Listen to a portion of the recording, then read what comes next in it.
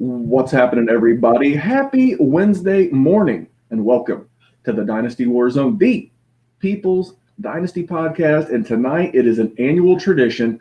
We are back and better than ever with the Hot Take Hotline. Now, speaking of hot takes, there's no co-host in the business hotter than the man of the hour and the man with the power. He is Jerry J. Sinclair. Jerry, what's going on, man? That's not my middle initial, but I like it. I'm going to go with it from now on. I think that's awesome. Listen, right now, as we sit here, this is my last day of summer vacation, so I could not be spending it doing anything better, because tomorrow's bright and early and the grind is back, my friend. So like life is giving you something really good with like fantasy football. The season's starting. Congratulations. Here's some fantasy football. But then they kick you in the junk with here's some college education. Mm-hmm. And by the way, you have to pay for it. You don't get it for free either. Oh yeah, it's kind of like in the gambling intro of the Big Bet podcast where it says, "How about Jerry? You give me half of the money you're going to pay the University of Michigan State. I'll take you out back, kick you in the nuts, and we'll just call it a day." And that's about what happens. All right. Well, listen, we're going to get into the hot takes. We're going to give you some of ours. We've actually got to cover some of the news because as much as we want to sit here and talk about all of our hot takes, we've got to give you some updates on the Leonard Fournette, the Alvin Kamara, the Bryan Edwards, the Joe Mixon. We got stuff. We're just obligated to talk about that as a Dynasty podcast. But speaking of stuff like that, so we already have the Debbie Show once a month. It's September. So sometimes in the next 29 days, Jerry, Shane, Kane, and Josh are going to get together. They're going to talk about this 2021 draft class, who to look for, the news of the Big Ten potentially having a season after all. Lots of stuff for those guys to cover. We've got the gambling show tomorrow night live on the same YouTube channel, 9:30 Eastern. Kyle and I are going to be breaking down our 2020 division winners, Super Bowl props, things like that as we go into the Week 1 regular season show. But then the big news, guys, the big news is the YouTube channel. If you're not subscribed and have the notifications turned on, you are going to be missing out. What are you going to be missing out on? Well, on Mondays, our man Matt's been our video editor, our graphics guy. Him or Jerry on Monday are going to jump on live on a YouTube, and they're going to give you a Dynasty nugget. It might be 5 minutes. It might be 10 minutes. They're going to give you something that they saw on Sunday. Jerry, are you ready to drop nuggets? Listen. You are talking about the man who has made poop sandwich a thing. You know damn well I'm ready to drop nuggets. Get out of here. You know, Jerry's going to be the voice of reason sometimes. He's going to tell you, hey, don't overpay for X. Hey, what you saw on Sunday was what you saw on Sunday. Let's see it again. And then on Tuesday, you're going to get Dr. Kyle, our physical therapist, our doctor, a legit shoot doctor in the big city of New York. He'll give you a quick YouTube live update on his thoughts on some injuries, some initial thoughts. Hey guys, this is what I think. This is how this could impact your head-to-head lineups. This is how this could impact your DFS builds, and going to be a great follow. Then on Tuesday night, Jerry and I will be here every Tuesday breaking down the Dynasty Warzone action, and it's all Dynasty. We're not going to get into week to week. We're going to talk about players we're looking to take advantage of moving, adding. And then that show will drop in podcast form on Wednesdays. Wednesday night, Kyle and I will be breaking down the big bets, our DFS action, our gambling action, player props, so that you'll have that live on Wednesday evening and in podcast form Thursday morning. And then you never know when one of us may go live. You might get a big news story, Jerry, like Alvin Kamara. Did you hear about Alvin Kamara? I did. Listen, I have only ever heard of an epidural happening when a woman is in labor. So that was some news to me to see that it could happen outside of that. Yeah, well, I can tell you from firsthand experience, I have experienced the miracle of childbirth, and you want that lady to have them drugs. And my father, he had back issues so bad that they gave him an epidural one time, and they do not take that decision lightly in hospitals. This is a very big story for me. Now we're breaking down some running back strategies in our Dynasty Warzone patron, and I'm not going to spill the beans yet. It's something Jerry and I will cover in a couple of weeks, but we've already covered that in this week's Dynasty Warzone Patreon. This news has inspired some new thoughts and some new creative ways to think about building your dynasty rosters. So before we get into the rest of the news, I'll make sure I am talking about the Patreon. The group chat has been going bananas. These guys are redrafting. These ladies are doing all kinds of stuff. We've got Australians. We've got everybody. And then Jerry, do you know what the number one complaint I get it on the Dynasty Happy Hour contractor? Oh boy. All right. What is it? It's that their group chat in their Dynasty League is dry. No conversation. No. Honestly, though, is there really anything that's worse? Like, is there anything that can kill a league? I mean, collusion and stuff aside, but those are so rare in 2020. A league that's just not active, if people aren't talking shit, it's the fastest way to just go to nothing. It's just dry. And I would say that probably 4 out of 5 guests say that their league is only active around their rookie draft, around the first week of the season, and then around the league's trade deadline. Outside of that, it's crickets. If you're looking for the exact polar opposite of that, dude, join the Patreon. Patreon.com/Dynasty Warzone. I woke up to 108 messages. Now, I'm a guy who sleeps about 6.5 hours a day. And at night, before I go to bed, I have to put my notifications on mute, or I just might as well just like not even turn my phone off. I might as well just be like nocturnal and not sleep at all, because, you know, with the Australians and the third shifters and the night owls, we keep it popping. On top of that, we're doing one-on-ones. I spent time with a person in a rookie draft on Sunday. I was supposed to be watching my son play baseball. I was actually helping a patron with his rookie draft, as well as everything else we've got going on, Jared. I think the Patreon's the best value in Dynasty Fantasy Football. I'm with you. Listen, Vinny didn't need no help. Vinny's an all-star. He don't need you. He's leaving you in the dust anyway. But, I mean, that just shows your commitment. I said some nice words on Twitter the other day about the things that you do in this game, and I'm not ever going to be silent about it. The things you do, you work hard, man. Honestly, there are not people in this industry that do the things you do, which is why one of our Patreons created a Twitter just so he could follow you. Listen, stroke that ego a little bit, buddy. You know, the patrons are the one that are driving all the innovation in what we're doing. They're driving the innovation behind the improvement in the technology that we're able to do it. They're driving the improvement in the YouTube stuff. They're allowing us to do more stuff. So, I mean, they're helping us grow. So why not help them grow as dynasty owners? So it's my favorite thing is helping people. That's why I do the contractor, and we can help you too. Dynasty Warzone Patreon.com/Dynasty Warzone. Last thing, I've said this before and I will say it again. Not everybody is in a position right now to sign up for a Patreon. I dig it the most. But the freest, and that's my word, the freest way to help us grow the show is to pause this podcast, as long as you're not driving a car or operating farm machinery, and leave us a 5-star review. If you think we deserve a 5-star, leave us a 3-star if you think we deserve a 3-star. And that's how we grow. And tell us that you like Jerry's beard on the YouTube channel. He looks like a young Russell Crowe tonight. Are you not entertained? I'm most certainly entertained. And that you know, something about the show, that is the simplest, easiest, freest way to help us grow. Because then when people search for dynasty content or gambling content or Devy content, we'll come up.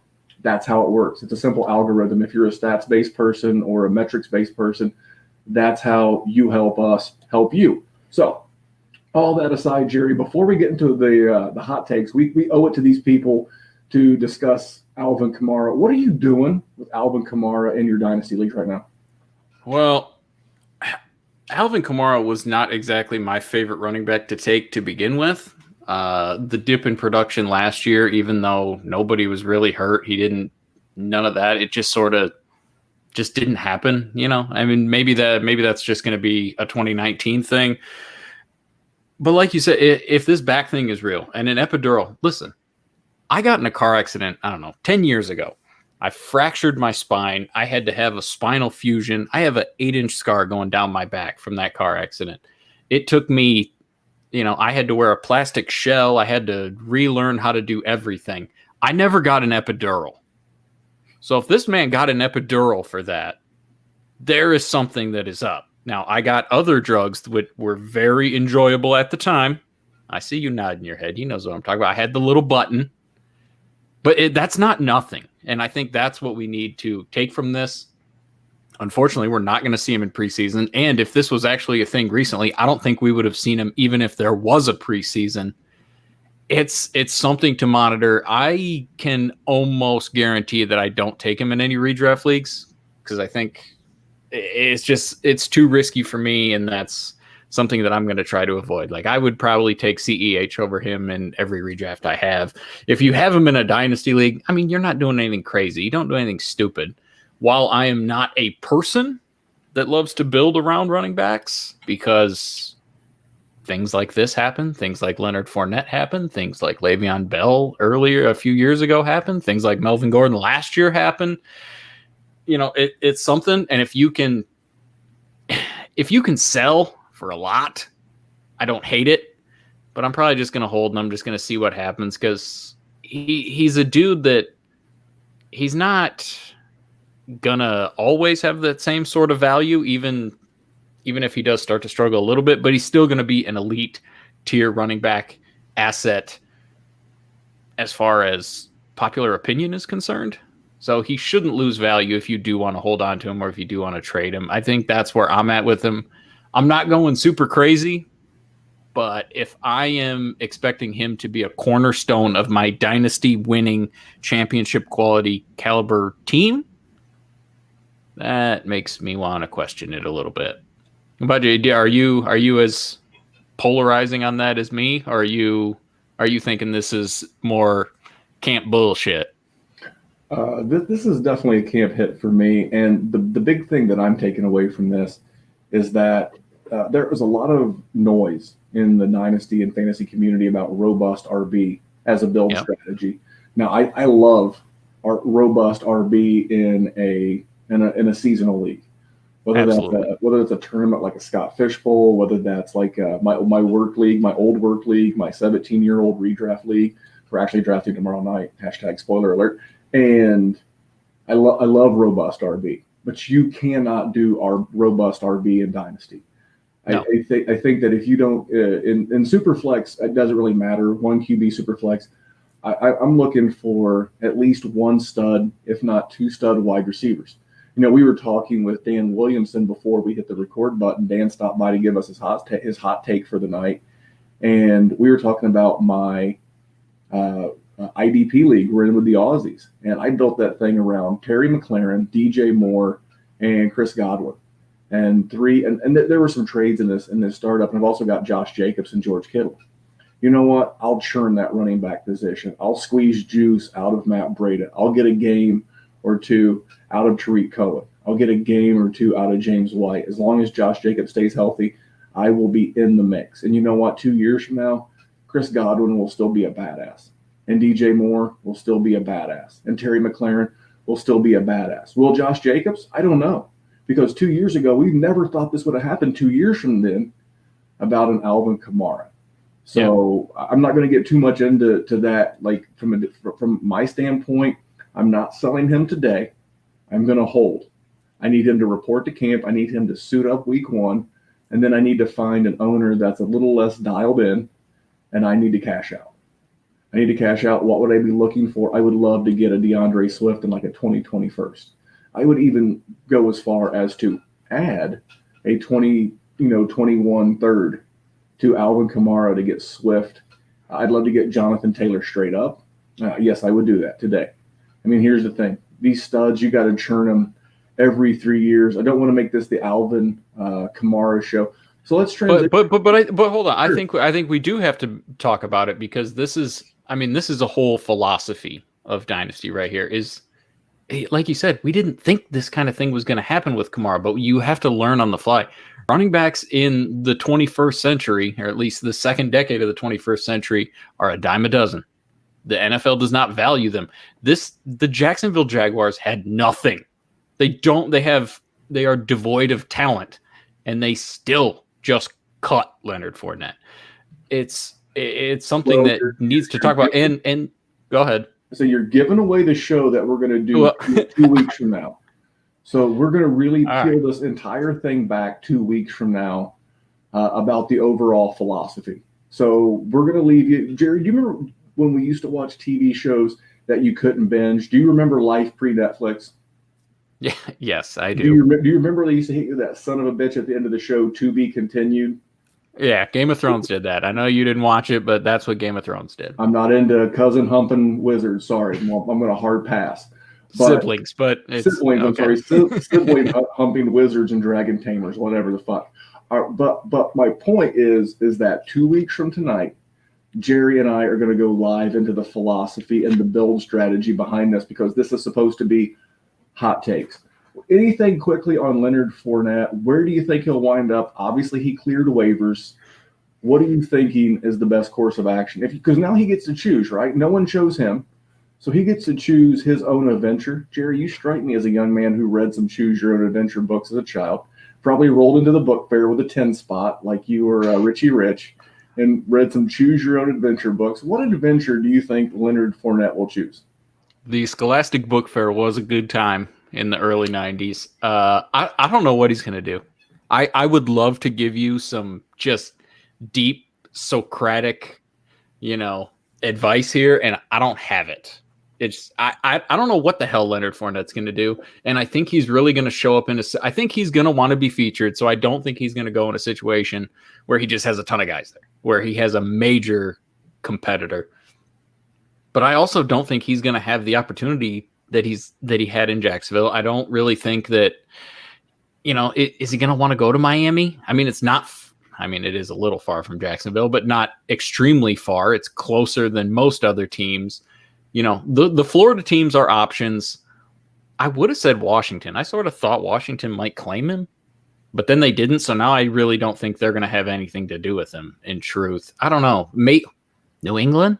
I don't know. It's weird. Do you think he's going to do anything? Do you have a touch on any of it? Because it just seems like a weird situation. And, listen, how many times have I said excellent things about Leonard Fournette on this podcast, especially while everyone else was telling me that, his third round ADP was crazy and I'd argued against it. And then I got that notification, and in the Patreon, I said, well, that's some shit, because that was some shit. Well, for me, for Leonard Fournette, I've always been a fan, and I think this is going to be one of those relationships that are mutually beneficial. Now, Leonard Fournette is in a contract year. He was anyway. He's going to sign probably a 1-year deal, very similar to what Cleveland gave Kareem Hunt when they picked him up off of waivers. Well, I guess he didn't go off waivers when he cleared waivers, and they took a chance on him in Cleveland. And if you're Leonard Fournette, you can't afford to go to a team that's not going to let you have work and is not going to be a winner. If you go to a shit stain of a team, you are going to look bad, and you cannot afford to look bad. You are playing for your livelihood, and he's playing for your dynasty roster. So I want to give a shout out to a good friend of the show, Garrett Price. Garrett Price went for the ultimate free roll on me in a league we're in together. He offered me a 21 second for Leonard Fournette. And like a dummy, I took the bait and I countered. And I countered with Leonard Fournette for a 2021 first. And like a shark, like a true pro, Garrett snapped it on you? Nope. He left it there dangling, because for him, it was the ultimate free roll. It's the ultimate free roll. If at any point a good team, right? Let's say Miami claims him, Tampa Bay claims him, Chicago claims him, a team that would use him effectively, he snaps that offer, boom, 2021 first for Leonard Fournette in Miami. I'll take it all day. Leonard Fournette in Tampa Bay, I'll give a first for it all day, right? But nothing happened. So what is he going to do? He just declines the offer and moves on down the road. For him, there was nothing to lose in that deal. He had everything to gain and nothing to lose. So write that down. That's how a pro like Garrett Price works moves on people. He sets you up with one move, and I was a dummy, self-admitted. I was a dummy, and I fell for it. So I revoked that trade around 320. I was like, you sneaky son of a gun. I'm not falling for this again. And let's go. Hey, Jerry, by the way, did you notice that Joe Mixon got a new contract and his migraines went away? Yeah, it's weird that worked out, but we definitely got to talk Mixon. All right, so what the hell are you doing with him now? Because he's locked in. So we can dislike him as much as we have, which Randy, we have, he's going to be around. I mean, we're going to be talking about Joe Mixon in 2023, and that's not something we can say about a lot of guys. So where he has to move up, I would assume he's moving up on you. No? You're still hating him. Talk to me then. We just talked about this, but before we hit the record button, we look at all these guys, and running back is a very what have you done for me lately? And I think what people are failing to look at his draft classmates. Outside of Christian McCaffrey, who else is getting taken care of at the running back position? And I get it, they broke him off. Good for him. But I don't like running backs on second contracts going into year 4. Remember Todd Gurley going into year 4? Hey, how's year 5 looked? Devon Freeman. Not too damn guys. If the acronym NFL stands for not for long, it applies the most to the running back position. Joe Mixon has never averaged more than 3 targets per game. Could that go up this year? It certainly could. But I know they like Travion Williams, and I know they like Giovanni Bernard, and I don't dislike Joe Mixon. I dislike his acquisition cost, whether that's a startup or whether that's via trade in an existing league. He's just too expensive. Have we not learned from the Jacksonville Jaguars, example that stop investing in too many players on bad teams? This was the worst fucking team in the league last year. They have the worst head coach in the league last year. And as much as I like Joe Burrow, he's not Jesus Christ in cleats. He is not going to resurrect this thing, especially in a year. And I think that there's still going to be plenty of work for other running backs. Great. He's a between the tackles grinder who might get 2.5 3 targets a game. Come on, man. I can't do it. If Joe Mixon was going at the end of the second round, into the top of the third, thumbs up, Buttercup. I'm in there like swimwear, but I'm not touching him at the back end of the first round and the second in a dynasty startup. When I could get a guy like Josh Jacobs going into year 2 and almost an identical role, except that Josh Jacobs actually has a good offensive line, who returned all 5 starters, who is surrounded by better talent. Yeah, I said it. Old Man River, A.J. Green, always hurt John Ross, flash in the pan Auden Tate, and just a Mr. like Walmart brand slot wide receiver Tyler Boyd does nothing for me. Nothing for me. So, no, I do not like Joe Mixon at his acquisition cost. I do not like him, Sam I Am. I do not like him with green eggs and a ham, Jerry. So, I knew I could get you if I just talked about the Bengals. Man, dude, my entire hot take platform tonight is all AFC North based. So before we get into that, what do you make about Tyrell Williams going on the IR? He said last week that he was going to try to play through a torn labrum.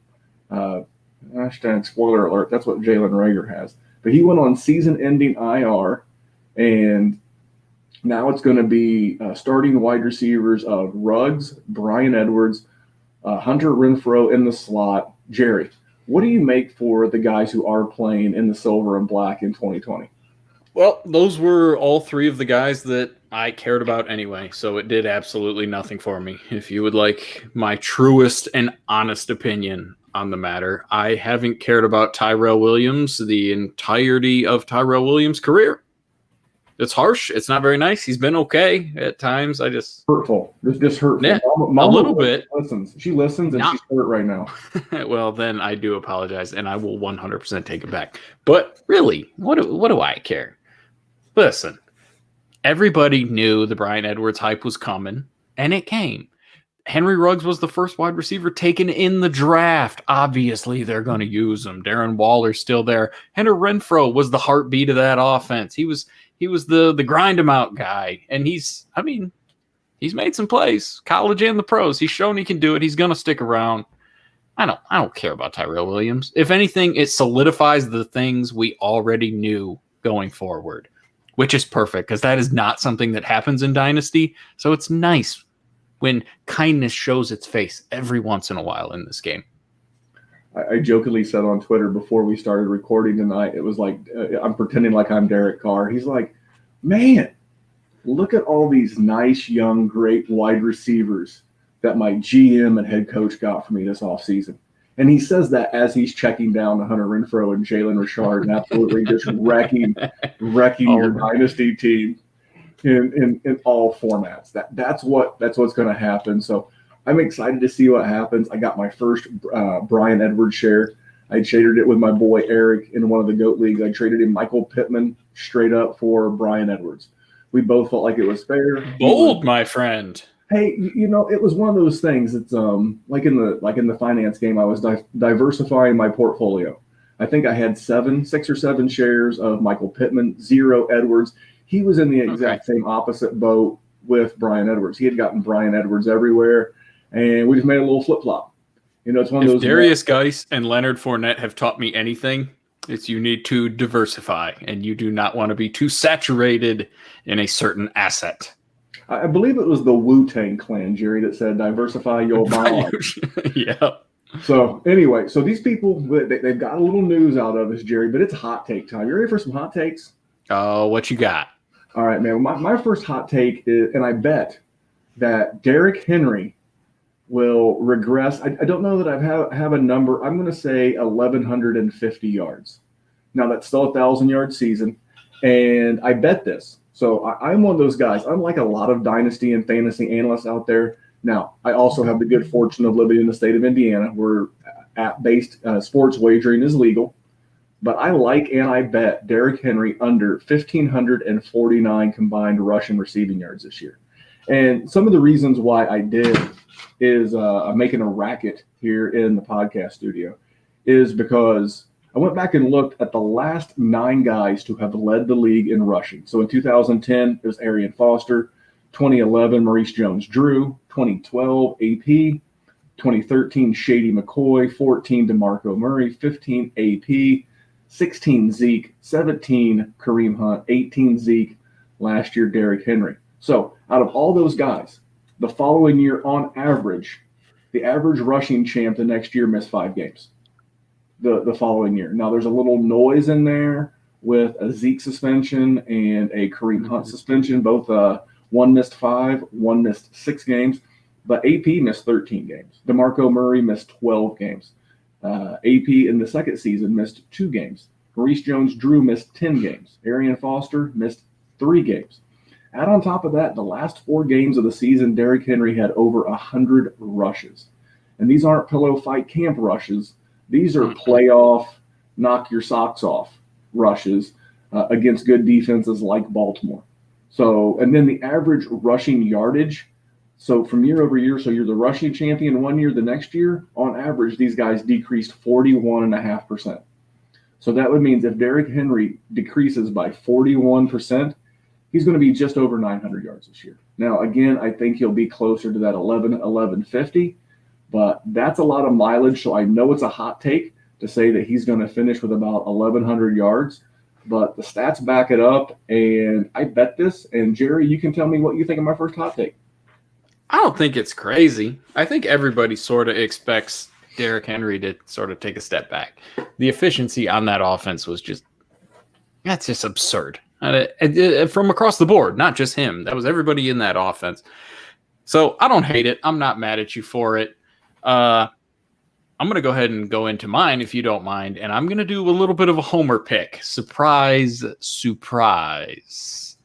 Matthew Stafford, the great and powerful Georgia Bulldog, just unleashing that rocket at training camp. I hope you saw it. I think you did. I think I saw you tweet about it. I'm going to have him finishing as a top 5 QB. Specifically, I'm going to go with number 4. So I'm not going to go hot take enough that I'm going to take him over Mahomes, over Lamar, and over Dak. But over Kyler, over Watson, over Wentz, over Josh Allen, over everybody else, Matt Ryan, you name it, Matthew Stafford and Kenny Galladay are going to be like poetry in motion. It is going to just warm my heart. It's going to fill my soul with love to just watch those two connect and to create beauty. And I think Matthew Stafford, it's going to be, I don't want to say 2011 because 41 touchdowns ain't going to happen, and neither is Calvin.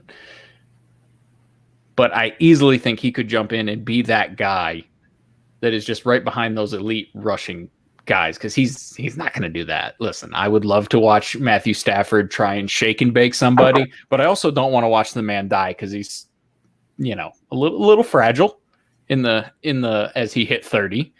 But I'm going to say QB4 in the 2020 season, and I am going to be the happiest man alive because of it. The happiest man on the planet is Gerald J. Sinclair. I would give that like a Buffalo Wild Wings scale of a hot take. That's like a mild barbecue take, because Matthew Stafford is a guy who was on pace last year for, everybody knows it by this point. It's dynasty dogma at this point. He was on pace for 5,000 yards and 44 touchdowns or whatever it was. Not that that's anywhere near his career average, but Matthew Stafford on average throughout his very long career has been around the QB9. So to ask him to jump up to QB 4-5, although not impossible, I think that's a mild take, Jerry. Are you ready? The mild wings at B-Dubs are delicious, so I'm fine with that. Listen, Jerry, you know what they do on FM radio, right? What's that? They play the hits, baby. Nothing but the hits. That's right. Mild barbecue at B-Dub sells. That Matthew Stafford take is a great place to start. I love it. Great place to start. So my number 2 hot take, I actually is it spicier? Medium spicy, a little bit. Okay, all right. Well, medium's my favorite. Medium and Asian zing. But anyway, continue. Irrelevant. On the medium spice meter, I said that Baker Mayfield, shocker, will be the statistically least efficient quarterback, as in he will produce the least fantasy football points in 2020 while leading the Cleveland Browns to the playoffs. So just to put this in perspective, I bet Baker under 3,900 passing yards this year. Mm-hmm. And people say, well, he could easily do that. He sure could. But let me read you that. So last year, only 11 QBs passed for 4,000 or more yards. So that's just a tick above 3,900. Yep. Only 12 QBs, so a third of the QBs in the league roughly, had 3,900. And those quarterbacks were Winston, Dak, Goff, Rivers, Matt Ryan, Russell Wilson, Tom Brady, Derek Carr. That was a surprising one. Carson Wentz, Patrick Mahomes, and Aaron Rodgers. And only 3 of those guys, in my opinion, play in what I would consider a hard climate like Cleveland is. So when I add all of that up, and then I add in his new head coach, Stefanski. Under Stefanski last year, Kirk Cousins set career lows in pass attempts with 444. His previous low was 540, so almost 100 off of his previous low.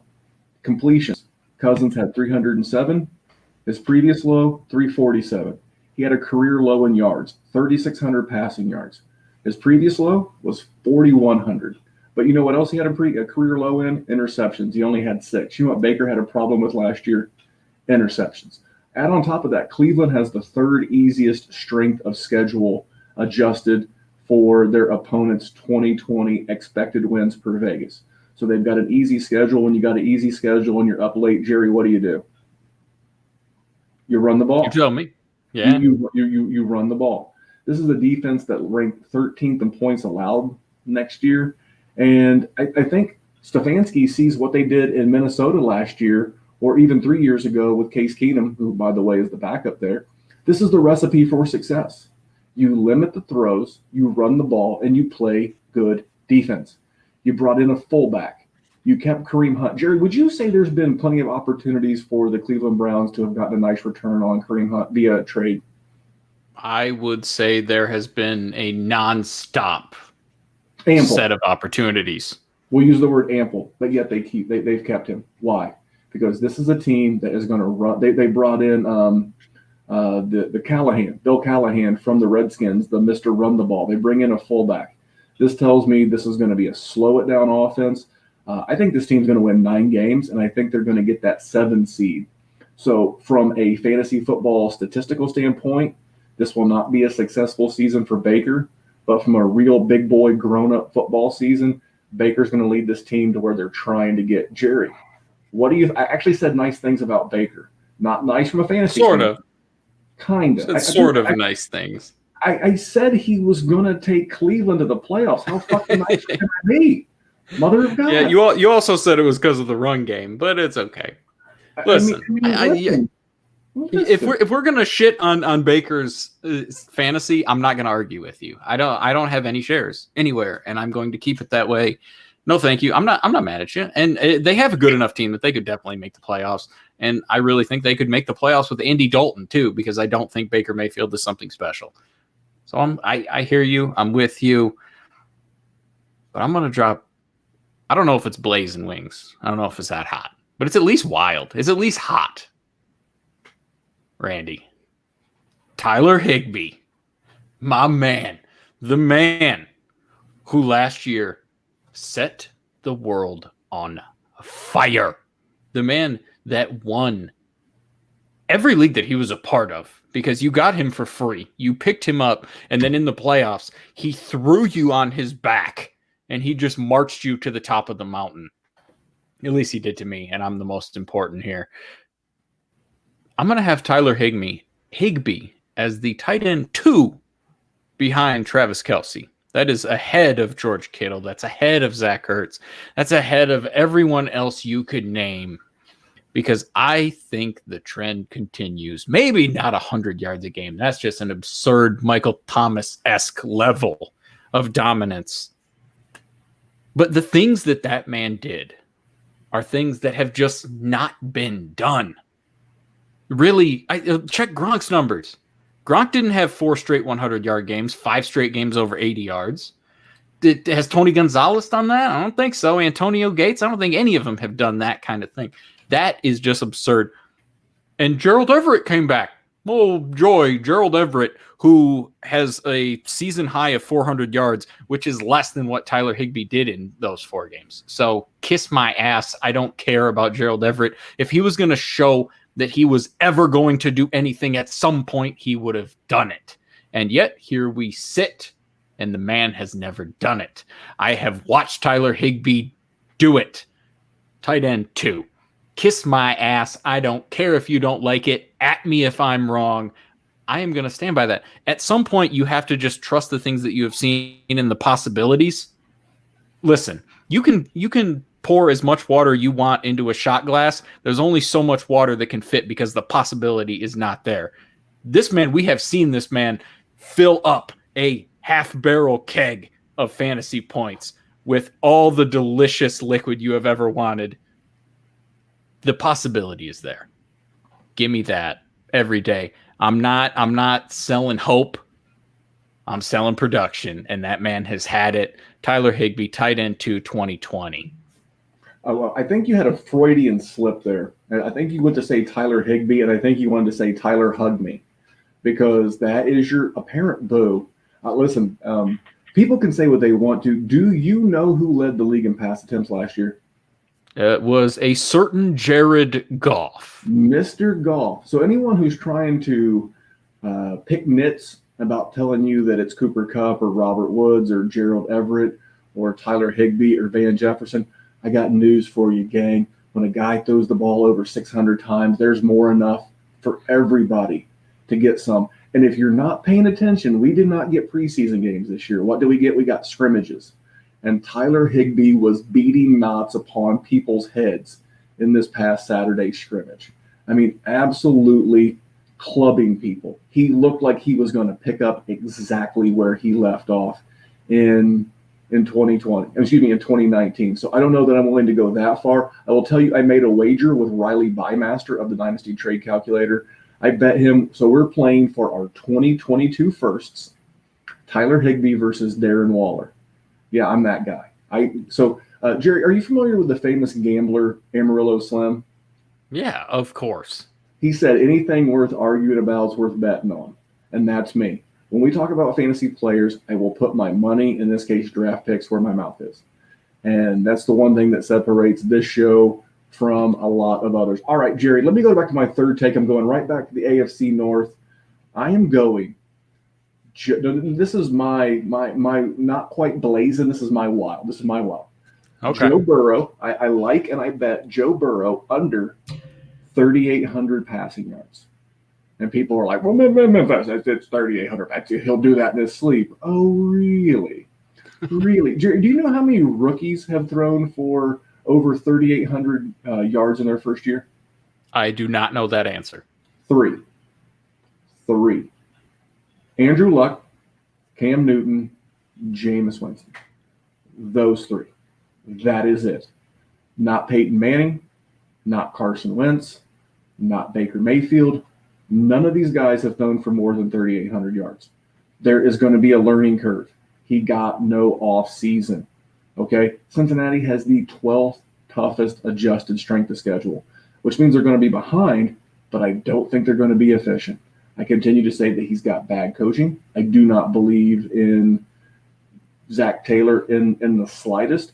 And one of my favorite videos that have come out of camp was the one of the offensive line breaking down to the point of where like the entire defense was chasing him like a bad cop comedy.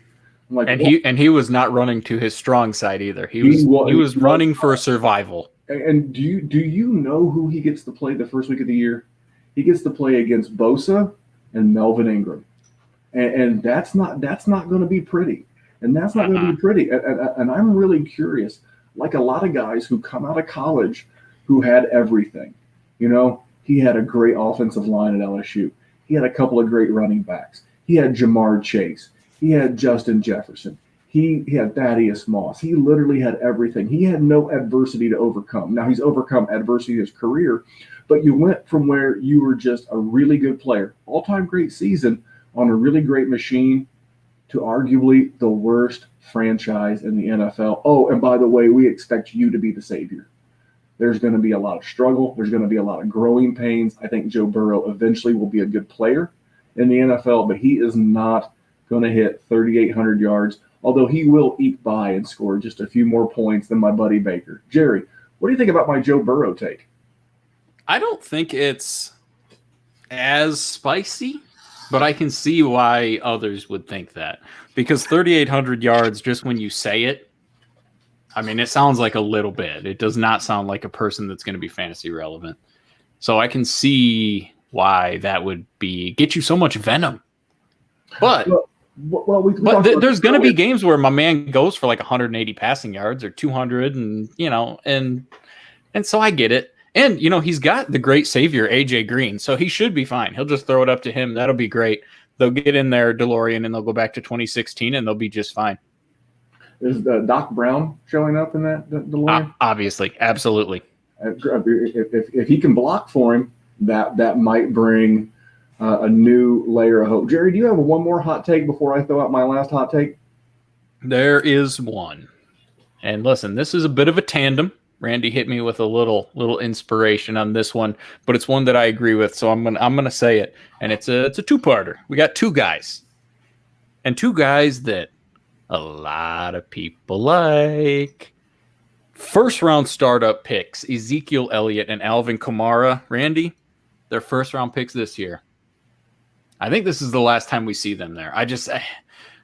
We're hitting that draft class and that series of draft class where these running backs are starting to that ADP starting to slip a little, and we're going to be hitting the cliff soon. At one point, Le'Veon Bell was up near the 101. Where are you getting Le'Veon Bell at now? At one point, Melvin Gordon was a first-round startup pick. Where are you getting Melvin Gordon now? We're getting close to that point where Zeke and Kamara are going to start trickling down, and they're going to slip into the second, and then all of a sudden it's going to be that one season, and then they're seventh-round picks, and they're not popular, and nobody likes them, and you're standing there going, where the hell did all my value go? So I'm going to say Zeke and Kamara. I think this is the last time you pick them in the first round of a startup, which is why, if you for some reason still have a startup, don't do it. Yeah, I could not agree more. And I think with Zeke, it'll be more from name fatigue than it will be. I think he's already sort of getting that, though. Yeah, and he just feels he's going to be that steady Eddie. He's going to be that 13. He just feels like a guy he's built different. Of the guys who are built to endure this, much like Christian McCaffrey, just built different. I think with Kamara, there is some real issues, and I really, regardless of what this epidural back injury thing ends up being, I think once they sign him, they've got to protect that investment. Once you get that second contract, and and you're giving a guy 4 years, $50 million. That's the alleged offer to Kamara. You've got to do it, Jerry. All right, I got one last one. I'm going back to the well one more time. AFC North. Okay, you ready? I've already bet two of these. Okay, so why wouldn't I go all in? No quarterbacks in the AFC North throw for 4,000 yards. Sounds crazy. A bit Big Ben. So I went and did some research. So from 2010 to 2019, that's 10 years, right? 10 seasons. Okay. Yep. By 4 teams is how many? See, Jerry's not a math. Sorry, I was right. I'm not a math guy. So we have 40 combined seasons. So out of those 40 combined seasons between Cleveland, Pittsburgh, Baltimore, and Cincinnati, how many 4,000-yard passing seasons have come out of those 40? Yeah, I mean, you're setting me up for a low number. You got Big Ben in there. You got Joey Flacco in there. You've got Dalton. Cleveland's been a shit show, so you can just kind of throw them out. You're really multiplying by 3, kind of. So what do you got? Out of 40, how many 4,000-yard seasons do you have? 9. Check out the big brain on Jerry. The number is 8. Look at that. Lucky the guess. number is 8. Okay. Do you know how many 4,000-yard passers Cleveland ever had in their entire existence? Is it 0? It's 1. Or is it 1? I think it's 1. It's like Bernie, like the first year or something. No, it's not Bernie. Bernie Kosar, 0 4,000-yard passing seasons. It's Brian Sipe, 1980. Only 4,000-yard passer in Browns history. So to say that they haven't had any since I wasn't even alive. Gross understatement. Pittsburgh's had 5. So 5 out of those 10 years, Big Ben's done it. Joe Flacco. I thought, man, Joe Flacco was close a couple of times. He had some 38, some 39s, but 4,000 one time in 2016. And Andy Dalton did it twice, 2016 and 2013. And one of those, his offensive coordinator was Gruden, Jay Gruden, who's now in Jacksonville. That's a little side note for you DJ Chark fans out there. You're going to hear more about him in a little bit later from some of our hot take guests. But I feel very comfortable. I think with Ben coming off of the elbow injury, a great defense, 4 running backs are going to try to mix in back there, whether it's Snell or Samuel or Connor or the rookie McFarland. I don't think you get anyone throwing for 4,000 yards. I think this is going to be the Lamar show, and he'll continue to do it on the ground. I mean, Lamar only threw for like 3,100 yards last year. Yeah. To say that no one's going to throw for 4,000, I don't feel like it's that hot. I really don't. I mean, I think people will get offended because Pittsburgh, Cleveland, Baltimore, and Burrow, they're all very public players and teams. So I'll get pushback on this, but I really don't care. The odds of one of the 4 hitting go against the 40 season trend of 20%. If you get one, that's 25%. That's better than the trend. So now you're trying to figure out, is that Baker? Is that Ben? Is that Burrow? So that is my final hot take, Jerry. What do you think? Was I too strong in the AFC North? Give me some things. See, you think that's your most mild one. I think that's your hottest one. But that's also because I'm sort of in on Ben. I really think Ben's gonna do all right. That would be the only one I would think that can get to the 4,000 though. I'm fine with you thinking Joe Burrow's on the under. Lamar, come on, listen, Lamar's not gonna pass for 4,000 yards. Stop it. I mean, so I get it. I see where you're coming from. I understand why you don't think it's spicy. I just sort of like Ben, so I maybe it's just because I'm hoping, hope in one hand and shit in the other and see which one fills up first. I'm definitely hoping because I don't want to be standing there with a pile of shit with a Ben Roethlisberger number 7 in it. Well, I guess the worst case scenario is you can take that poop and make one of those world famous Jerry poop sandwiches. They're delicious. Knock it off with some extra salt. Nothing like a little poop. Poops. We love poop humor around this part. So listen, guys, there are my hot takes. There are Jerry's hot takes. And we want to thank you guys for tuning in. Again, before we bring on our guest, and Jerry, have you seen the guest list? No. Listen, Randy doesn't let me out of my cage. That's why I do all the work. So of course you don't know the guest list. That's right. We've got our good buddy from the Dynasty Happy Hour. We've got Tyler Gunther coming up. We've got Awesome. Nick. We've got the ultra handsome Nick Whalen coming up. So We- handsome. We've got one of the hottest up and comers in the Dynasty game, Troy King, also of the Dynasty Happy Hour. Love it. We have got Dr. Kyle, our own Dr. Kyle, our doctor of physical therapy. He's going to hit us with a hot take. Pretty handsome in his own right, too, while we're at it. He's doing okay. I got him. He's no Nick Whalen. We've got Shane P. Hallam. Shane P. Always legend. Stop by to give. Awesome. We've got Maddie Big Chest. Maddie is our graphics, and he's really doing a lot behind the scenes with our YouTube, and a great dude. He will certainly bust my balls. Another Kane-esque guest on the show. Jerry, in the onboarding to become a member of the Dynasty Warzone, that's like on page 1. This is how we mercilessly bust Jerry's balls in the Dynasty Warzone. That's fair. That's like a first day writer downer. We've got G of the Aussie guys, as well. He as doesn't think I'm a real person anymore, so as well as Dan Williamson of the Goatcast. Everybody loves Dan. He's a straight shooter. His hot takes are usually less hot and more accurate. I would actually just call Dan's accurate takes the best takes because well educated and well thought takes. Man, and I tell you what, you talk about putting your money where your mouth is. Dan plays in them $1,500, $3,000 buy-ins over to money.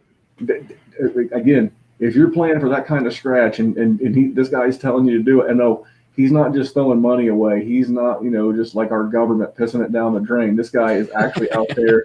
His ROI is eye-bulging. So Dan is a great guy to have on. All these guys, we're very fortunate in that our time here in the Dynasty Warzone, we've brought on some good people to help us with our team, help us grow, and we've made a lot of great friends along the way. So they're going to come up with some hot takes for you. We're going to say goodbye. We're going to end this live stream, and we're going to remind you to please go over and rate and review the podcast. Please subscribe. You'll never miss it, guys. You'll miss that. You'll not miss that once a month Debbie show. You'll not miss the weekly Dynasty show. You'll not miss the gambling show. They're always there. And if one doesn't suit your fancy, you know what? We'll just delete that show and wait for the next one. Wait for the one that you love. So please rate, review, and subscribe no matter what podcast platform you listen to. Jerry, you got anything for these people before we bring on the goodness of some more hot takes? Draft Tyler Higbee. That's what I got for you. Tyler, write that. We call those writer downers here in the Dynasty Warzone. Write that down. I got my Jerry. This. Look at this guy.